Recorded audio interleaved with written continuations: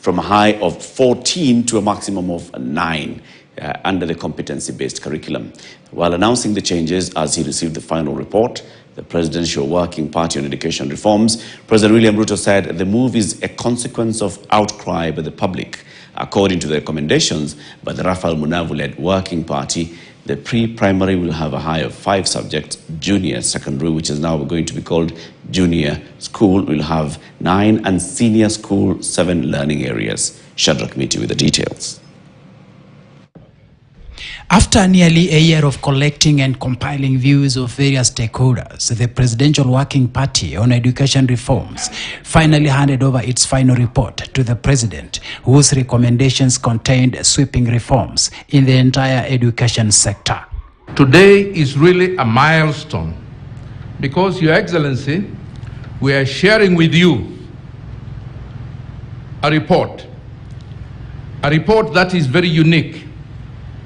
A report that touches on milestones of transformative education for sustainable development.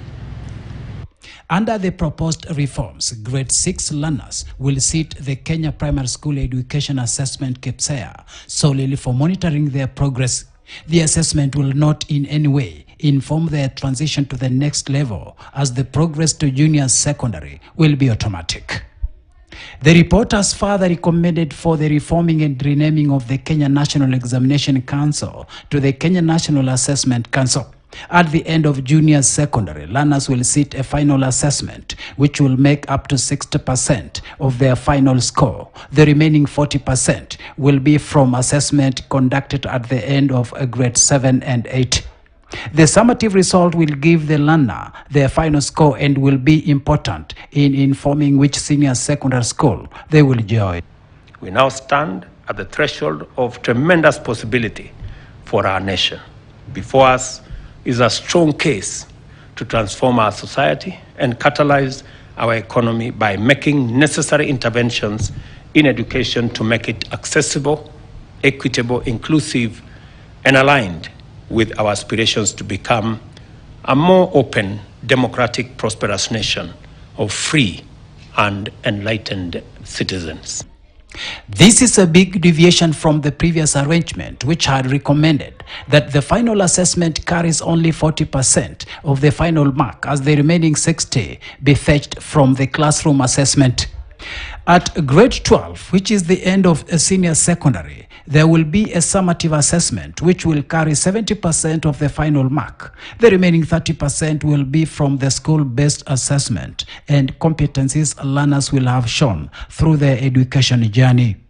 Changes in the structure and arrangement of assessment were informed by the concerns raised over the integrity of school-based assessments following fears of compromised scores uploaded by teachers to the Kenya National Examination Council portal.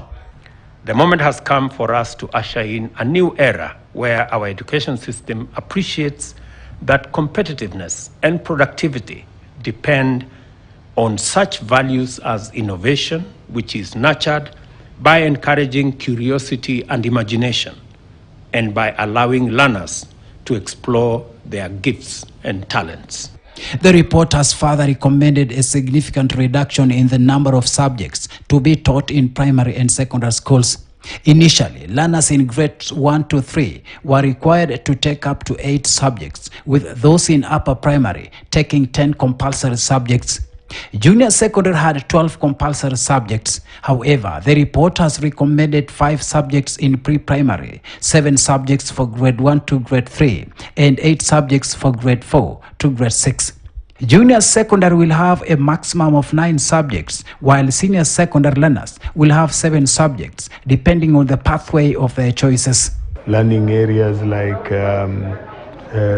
maybe Mandarin, all those foreign languages, sports, art and sports, you know.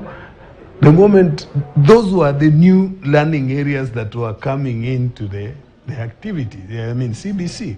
So if you remove them, then you lose the spirit of that curriculum. Shadrach Miti, KT News. The government has cautioned Kenyans against rushing to register